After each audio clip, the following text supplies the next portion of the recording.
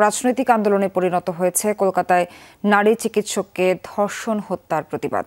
পশ্চিমবঙ্গের মুখ্যমন্ত্রী মমতা ব্যানার্জির পদত্যাগের এক দফা দাবি তুলেছে বিরোধী দলগুলো। পুরো রাজ্য স্তব্ধ করে দেওয়ার ডাক দিয়েছেন বিজেপি নেতা শুভেন্দু অধিকারী। লাগাতার বনধ সহ আরও কঠোর আন্দোলনের ঘোষণা এসেছে। এদিকে মুখ্যমন্ত্রীর অভিযোগ, অধিকার আদায়ের নামে আন্দোলনকে রাজনীতির রং দেওয়ার অপচেষ্টা চালাচ্ছে বিজেপি।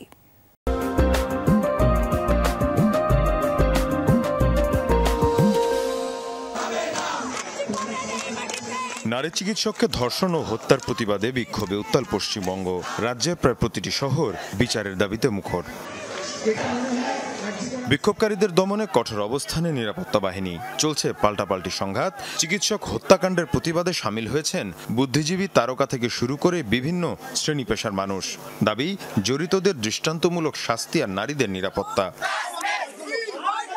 হত্যাকাণ্ডকে পুঁজি করে ক্ষমতাসীন তৃণমূল কংগ্রেসের বিরুদ্ধে একাত্তা রাজ্যের বিরোধী দলগুলো। মুখ্যমন্ত্রী মমতা ব্যানার্জির পদত্যাগের দাবিতে এক দফা আন্দোলনের ঘোষণা দিয়েছে বিজেপি। চলছে অবস্থান ধর্মঘট, বন্ধ।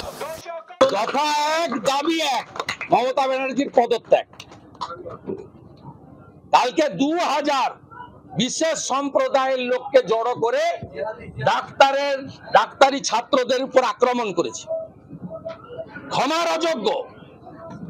এই টাউন ক্লাবে যারা ককটেল মেরেছিল, পেট্রোল বোম, যারা দেবব্রত মাইতিকে খুন করেছিল চিল্লগ্রামে। দিল্লি, মহারাষ্ট্র সহ বিভিন্ন রাজ্য চলছে আন্দোলন। মমতার বিরুদ্ধে সরব কেন্দ্রীয় বিজেপিও। সিবিআইকে তদন্তের নির্দেশ দিতে মমতা ব্যানার্জির কয়েক সেকেন্ড সময় লাগে, অথচ সেখানে তিনি 7 দিন সময় নিলেন, যার অর্থ জড়িতদের আড়াল করার চেষ্টা চলছে। এ কারণেই মানুষ ক্ষুব্ধ। এদিকে মমতা ব্যানার্জির অভিযোগ, ছাত্র আন্দোলনে বহিরাগতরা ঢুকে নাশকতা চালাচ্ছে। দাবি আদায়ের নামে সরকার পতনের আন্দোলনের চক্রান্ত বিরোধীদের। যারাই তাণ্ডব করেছে তারা কিন্তু ছাত্র আন্দোলনের সাথে, এই আরজি করে ছাত্র আন্দোলনের সাথে যুক্ত নয়। তারা আউটসাইডার। আমার যতদূর মনে হয়, আমি যতটুকু ভিডিও দেখতে পেয়েছি, কারো হাতে ন্যাশনাল ফ্ল্যাগ, তারা হচ্ছে বিজেপি, আর কারো হাতে ডিওয়াইএফ এর সাদা লাল ফ্ল্যাগ।